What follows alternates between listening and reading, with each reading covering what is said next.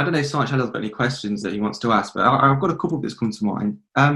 So you started your military career as such in the Marine Cadets. Yep. Why the Parachute Regiment? When I left the regular army, I was going to join the light infantry reserves, well, TA as it was at the time, and I looked around. I think it was 8th Battalion Light Infantry in Yorkshire, and I thought, let's go and look at something else potentially, because I'd been a armoured infantry officer predominantly.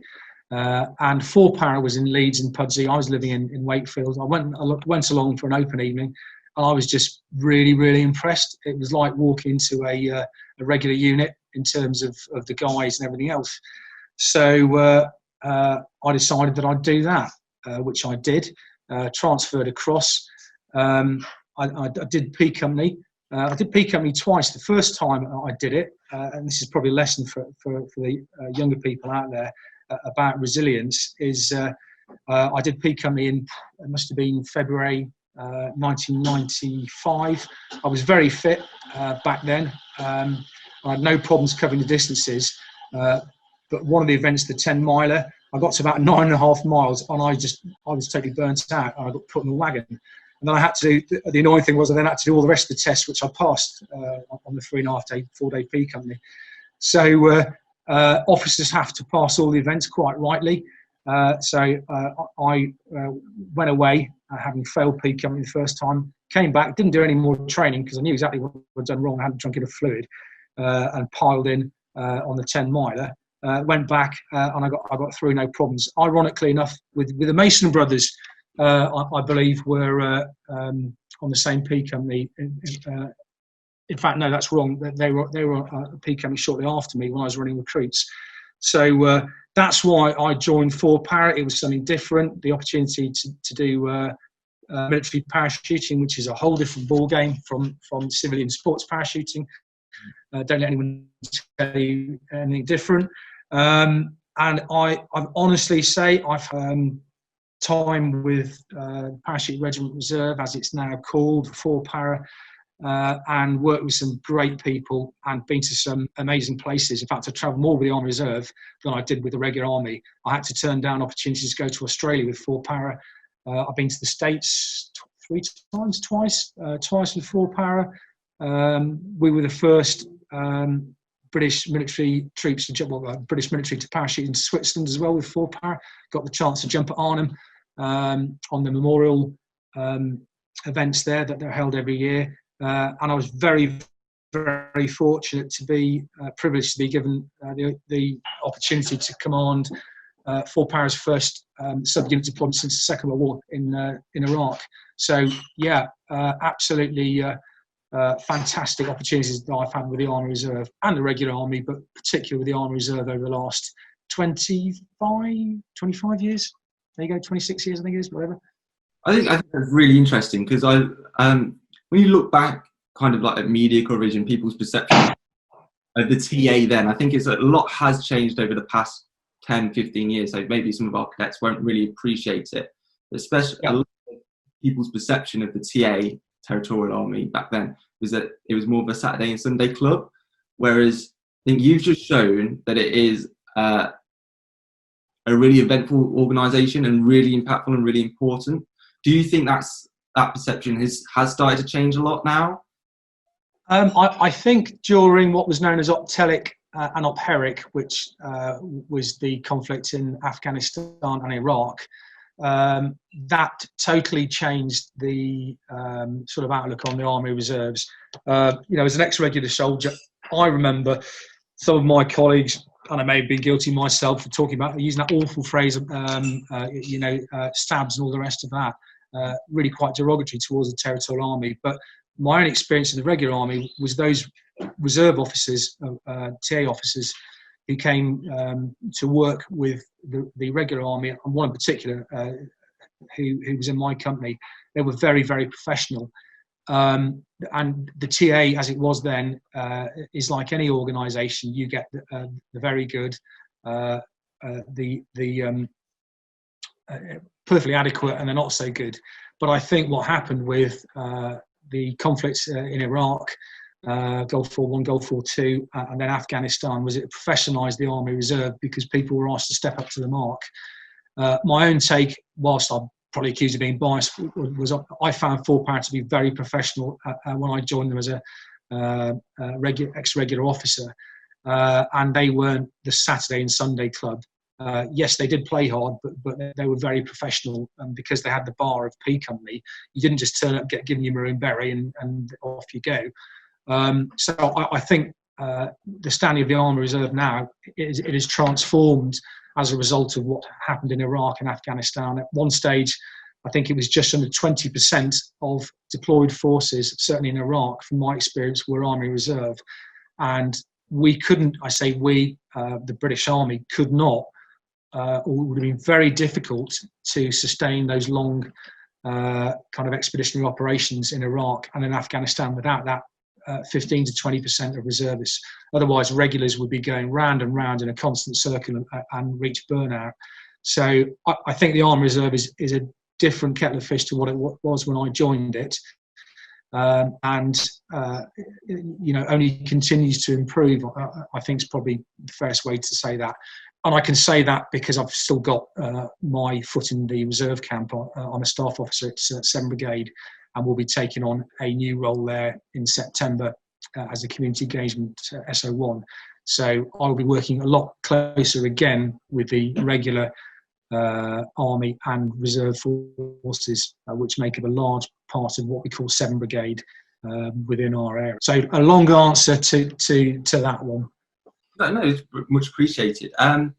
If you could give one piece of advice to someone considering or is torn between joining the regulars or pursuing a civilian career and then joining the reserves as well, how would you help someone make that decision between the two? Well, the first thing is to find out about as much information as you can. You've all the online resources, recruitment offices, and the recruiting process. Speak to people who are still serving, both reservists and regulars. Speak to people who've got previous regular service. And it's very much, I mean, it's difficult at your age, youngsters, I don't mean that in a patronising manner whatsoever, but from your sort of 19 to 21, 22, you're still finding out where you're going in life and the world. But the key is to ask as many questions of as many people as you can. Bottom line is the beauty, if you're looking at a non-commissioned career or commissioned career, you can go and find out, go and do 3 years service and find out. And I know certainly with commissioned service now, there's no such thing as a what they call a regular commission. Everyone who does the Army Officer Selection Board will do that, reserve or regular, to the same standard. And you can then choose. The Army will have a chance to look at you in your first 3 years, and likewise you at the Army. And if you like what you see, or with any of the three forces, Army, Navy, or Air Force, you've got the chance to see what you like, because you may be a different person when you're 25 to what you were at 21. Intrinsically, you won't be massively different, but you do still change over that period of time. Likewise with the reserves, especially for cadets, if you're not sure about what you want to do when you age out from the cadets, especially with the contacts that we have now with 210 Regiment Royal Artillery, with 4 Mercian, with the Royal Lancers, with all those and Royal Yeomanry, all those relationships, you can go across and find out if you like it, do your basic training, all the rest of that. And then stay as a reservist if you're pursuing a civilian career, or if you think, hey, I really, really like this, I'm going to make the step to a regular commission or regular non-commissioned service. So there are so many opportunities to find out. Try before you buy, if you like. But my advice to everyone is don't be put off by that big kind of gap when you leave cadets, and especially at the top of the tree. If you're a cadet sergeant or a cadet sergeant major or a cadet RSM, suddenly you're at the top of your tree, and then when you leave, you're going to be private so and so or second lieutenant so and so. I wouldn't worry about that. just go push yourself forward and go and have a go. And if you don't like it, and if you decide it's not for you, then you can leave both the regular army or the reserve army or the army reserve. I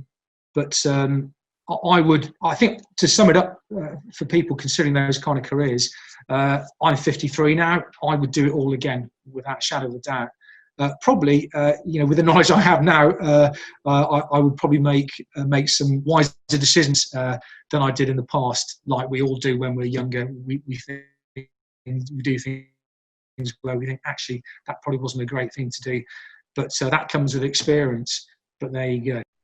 Yeah, I think that's a really, really good point. The way to look at it is kind of, the reserves is a good taster for the regulars. I think as much as the ACF is an amazing organisation and it does lots for young people, and it gives individuals a taste of the military and a taste of the army, it is not the army. Whereas I think that kind of the way you look at reserves is a more of a, not dip your toe in as such. But if you understand where I'm trying to go, it is a taster, more of a sample of what you can get full time. I think that's a good attitude to take. And then if you're also pursuing the civilian career, then stay in the reserves. I think it's a really good attitude to take. It's not necessarily a one or the other binary decision. I think that's really important. Just before we wrap up the first part, could you just tell me a bit more about your time commanding Para? Believe, was it in Iraq, Optalic, in early? Yeah, I try and condense what I did with 4 Para. I was OC recruits for 2 years. I was then the regimental signals officer, which consisted of being beasted by the commanding officer with large heavy radios, being the last out of the aircraft and the first on the ground because we were carrying so much kit. I then was OC Recce, which was fantastic. Did some time with Eastman's OTC, promoted to major there, and then I returned to 4 Para as the company commander for 12 Company, which is now, I believe, B Company. I always get it wrong, in the north and northeast of England, so Yorkshire and the northeast, Tyneside, County Durham around there. In 2005, I was approached by the CO commanding officer to see whether I was available to go to Iraq as a company commander, although actually that was a bit kind of irrelevant because we were compulsory mobilised, so it was one of those would you like to, but you're going anyway.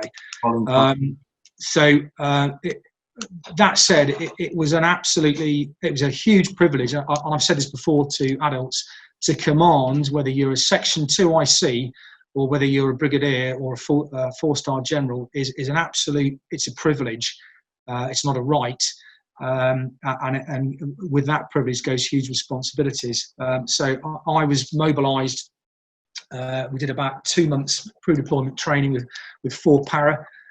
We then did the collective training with a thing called OPTAG, Operation Training Advisory Group, and then 122 of us, predominantly paratroopers, but with some attached arms from some of the other units in the brigade area at the time, were deployed to a place called Shaiba, just outside Basra in MND Southeast, Multinational Division Southeast. And this was post-conflict 2005, just coming up to the first elections. We were deployed to work with initially the Royal Irish as the reserve company. We were only supposed to do guard duties at the airbase. And when I say an airbase, it was enormous. It took me an hour and a half to drive around the perimeter at night. It was about 16 kilometres, and it was a hostile environment. So that was what our task was. But we trained for everything, including public order, patrols, all the rest of that stuff. So after our first iteration of doing 6 weeks on security of Shaiba Log Base, which was enormous, I really can't emphasise that enough.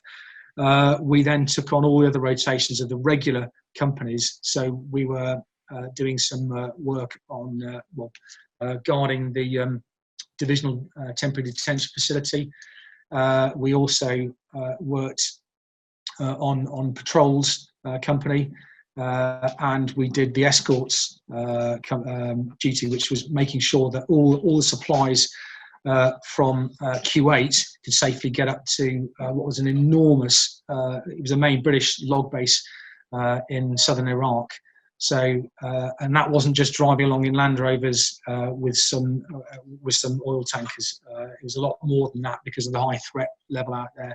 So that was, I was deployed, I was mobilised for 12 months.